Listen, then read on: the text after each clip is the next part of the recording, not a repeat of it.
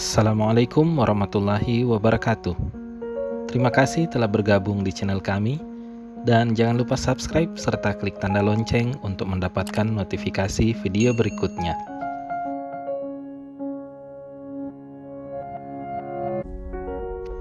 Baiklah teman-teman, di video kali ini kami akan kembali berbagi kisah inspiratif dari Nabi Yusuf alaihissalam.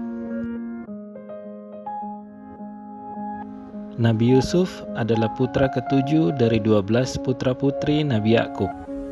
Di antara ke-12 saudaranya, hanya Bunyamin saudara sekandungnya. Sedangkan saudara lainnya lahir dari istri Nabi Yakub yang lain.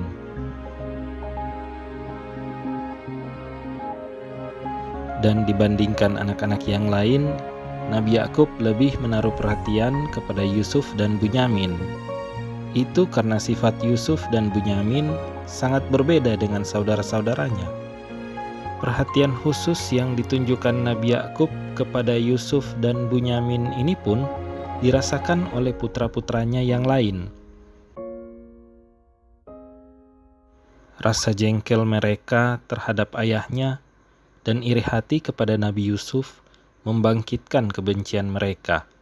Sehingga putra-putra Nabi Yakub itu kemudian membuat rencana jahat terhadap adik mereka sendiri, yaitu mereka ingin menyingkirkan Yusuf untuk selama-lamanya.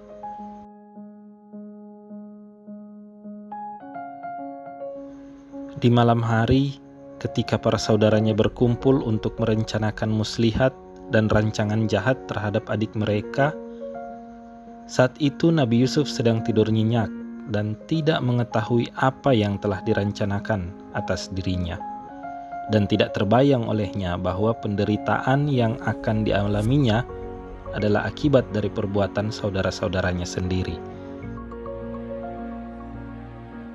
Dan di malam itu juga Nabi Yusuf bermimpi. Beliau melihat matahari dan rembulan serta 11 bintang yang bersujud padanya. Begitu terbangun, beliau langsung mencari ayahnya dan menceritakan mimpinya. Mendengar hal itu, ayahnya berkata, "Janganlah kamu ceritakan mimpimu ini kepada saudara-saudaramu, karena mereka akan membinasakanmu."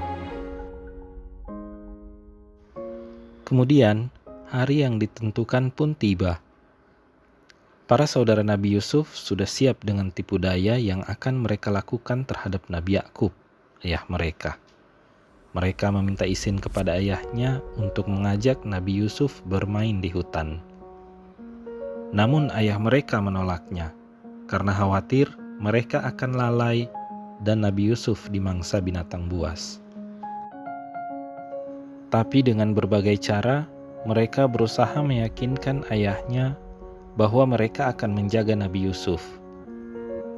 Dan akhirnya Nabi Yusuf pun diizinkan bermain bersama mereka di hutan. Mereka pun senang karena dapat melanjutkan rencana jahat mereka. Pada saat bermain di hutan, mereka pun melakukan rencana yang sudah mereka susun. Di suatu sumur tua, mereka melemparkan Nabi Yusuf. Setelah itu, mereka pun pulang dan kembali menipu ayah mereka dengan mengatakan bahwa Nabi Yusuf telah tewas dimangsa binatang buas.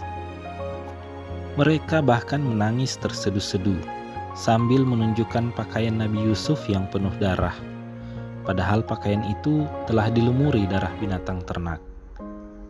Mendengar hal itu membuat ayah mereka sangat bersedih.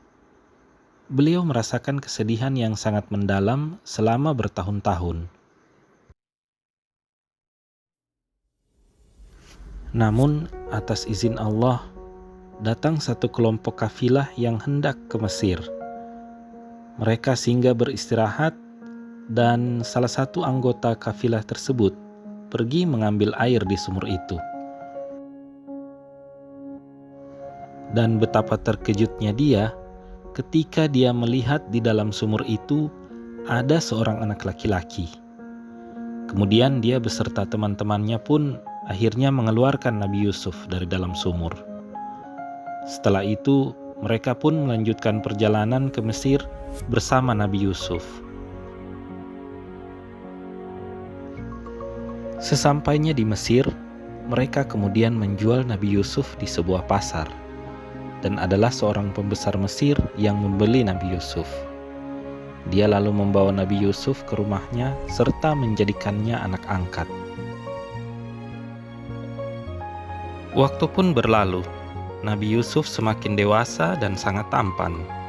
Banyak orang yang tertarik dengan ketampanannya itu, tak terkecuali istri pembesar Mesir yang adalah ibu angkatnya sendiri. Dia ternyata sangat tertarik pada Nabi Yusuf. Hingga suatu ketika, saat suaminya sedang keluar rumah, dia menggoda Nabi Yusuf. Namun, karena Nabi Yusuf menolak, dia pun menarik Nabi Yusuf dari belakang untuk menghalanginya keluar, sehingga pakaian Nabi Yusuf robek. Dan tiba-tiba, pembesar Mesir tersebut pulang ke rumah.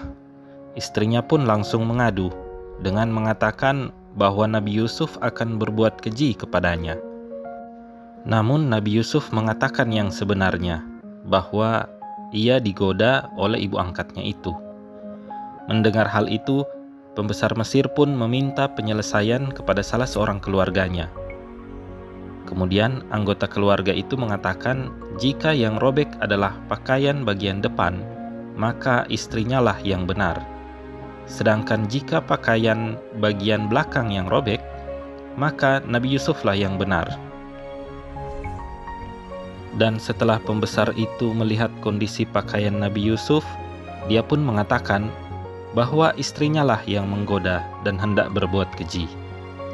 Selanjutnya, pembesar itu pun meminta Nabi Yusuf untuk membiarkan masalah itu dan tidak membicarakannya pada seorang pun. Akan tetapi, walaupun masalah ini dirahasiakan, tetap saja berita itu tersebar di mana-mana. Para wanita di kota sering membicarakan istri pembesar Mesir itu, bahwa dia telah mabuk cinta pada pelayannya dan menggodanya. Pembicaraan para wanita di kota akhirnya sampai juga ke telinga istri pembesar itu. Karena ingin menunjukkan alasan dari perbuatannya itu, dia mengundang para wanita tersebut untuk datang ke rumahnya. Dan begitu sampai di rumahnya, dia lalu membagikan jamuannya serta pisau untuk memotong jamuan tersebut. Kemudian dia pun memanggil Nabi Yusuf. Dan begitu Nabi Yusuf keluar, para wanita tersebut sangat terpesona melihat ketampanannya. Bahkan mereka tidak menyadari bahwa jari tangan mereka telah teriris oleh pisau. Sampai-sampai mereka mengira bahwa Nabi Yusuf adalah malaikat. Melihat hal ini, istri pembesar itu mengatakan bahwa inilah alasannya hingga dia tergoda oleh pelayannya itu. Teman-teman, dari kejadian-kejadian itu akhirnya membuat Nabi Yusuf berdoa kepada Allah. Ya Tuhanku, penjara lebih aku sukai daripada memenuhi ajakan mereka kepadaku. Dan Allah pun mengabulkan doa Nabi Yusuf, sehingga beliau pun dipenjarakan.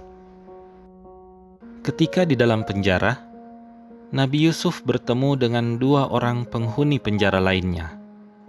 Dan pada suatu hari, kedua temannya itu bermimpi dan mereka menceritakan mimpinya kepada Nabi Yusuf. Pemuda yang pertama bermimpi sedang memeras anggur, sedangkan pemuda yang kedua bermimpi sedang membawa sebakul roti yang diletakkan di atas kepalanya. Kemudian sekumpulan burung datang memakan roti tersebut. Nabi Yusuf lalu menafsirkan mimpi tersebut. Yang pertama, artinya dia akan segera bebas dari penjara dan menjadi pelayan yang akan menyediakan minuman bagi raja. Dan yang kedua, dia akan dihukum mati dengan cara disalib. Kemudian burung-burung gagak akan memakan kepalanya. Keesokan harinya, apa yang dikatakan oleh Nabi Yusuf itu ternyata benar. Kedua temannya itu dikeluarkan dari penjara. Yang pertama dibebaskan, dan kemudian dia menjadi pelayan yang menghidangkan minuman bagi raja. Sedangkan yang kedua, dijatuhi hukuman mati. Dan waktu pun berlalu, namun Nabi Yusuf masih tetap berada di dalam penjara. Hingga suatu malam, Raja Mesir bermimpi melihat 7 ekor sapi kurus memakan 7 ekor sapi gemuk, serta 7 tangkai yang hijau dan 7 tangkai lainnya yang kering. Raja pun meminta para pembesar Mesir untuk menafsirkan mimpinya itu, tetapi tidak ada seorang pun yang dapat mengartikannya. Hingga suatu ketika, seorang pelayan raja mendengar hal itu dan mengatakan kepada raja bahwa dia mempunyai seorang teman di penjara yang dapat menafsirkan mimpi. Kemudian raja pun mengutus pelayannya itu untuk bertemu Nabi Yusuf dan menceritakan mimpinya. Begitu sampai di penjara, pelayan itu segera menceritakan mimpi raja tersebut dan meminta Nabi Yusuf untuk menafsirkannya. Nabi Yusuf pun mengartikan mimpi itu dengan mengatakan bahwa negara ini akan menghadapi masa makmur selama 7 tahun, di mana hasil panen akan melimpah. Namun kemudian akan mengalami 7 tahun masa kering. Untuk itu, hendaklah mereka menyimpan cadangan makanan dalam menghadapi musim kering tersebut. Setelah mendengar hal itu, pelayan tersebut langsung kembali ke istana dan menceritakan arti mimpi raja yang ditafsirkan oleh Nabi Yusuf. Raja pun merasa kalau tafsiran mimpi ini benar, sehingga Nabi Yusuf dikeluarkan dari penjara dan diangkat menjadi pembesar di Mesir. Jadi teman-teman, kisah ini memberikan kita contoh tentang apa itu sabar dan bagaimana mengendalikan hawa nafsu.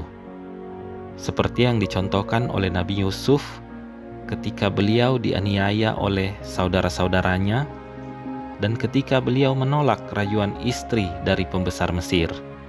Bahkan beliau memilih dimasukkan ke dalam penjara daripada harus tergoda oleh wanita-wanita di Mesir. Dan bagi kita, di bulan Ramadan ini kita dapat melatih diri menahan hawa nafsu dan tetap bersabar menghadapi ujian dari Allah Subhanahu wa Ta'ala. Sekian, wassalamualaikum warahmatullahi wabarakatuh. Sampai jumpa di kisah berikutnya.